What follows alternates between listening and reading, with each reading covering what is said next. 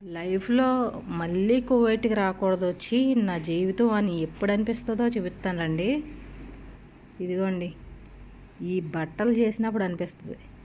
చిన్నపిల్ల పుట్టిన పిల్లకి తొడిగిన బట్టల కానించి వాళ్ళు పడుకునే పరుపులకు తొడిగే బట్టల వరకు కూడా పాముతానే ఉండాలి. పామపోతే కుదరదు. నాకు ఏ పని చేసినా కూడా అసలు ఏమనిపించదు, కానీ ఈ బట్టలు చేసినప్పుడు మాత్రం ఇంటికి వెళ్ళిపోవాలనిపించేద్దండి. అంతా నాకైతే బాధ అనిపిస్తుంది. బట్టలు చూసారా, అవైతే పరుపులకు తొడిగే బట్టలు. కొన్ని ఇళ్ళలు అయితే వాళ్ళు బయటకు ఉతికిచ్చేయడానికి ఇస్తారు, అక్కడే ఇస్త్రీ చేసి ఇచ్చేస్తారు. కానీ ఈ ఇంట్లో మాత్రం చిన్నపిల్ల 2 నెలల పిల్లకి తొడిగిన బట్టలు కానించి ప్రతిదీ కూడా పామడమే. మరి ఏం చేస్తాం, ఒప్పుకున్న పెళ్ళికి వాయించక తప్పదన్నట్టు ఇక తప్పదు, ఇంక చేసేసుకొని వెళ్ళిపోవడమే. ఇండియాలో ఉన్నప్పుడు ఇస్త్రీ పెట్టుకున్నానండి. ఏ ఒక్కరోజు కూడా నేను ఇస్త్రీ అన్నదే చేయలేదు.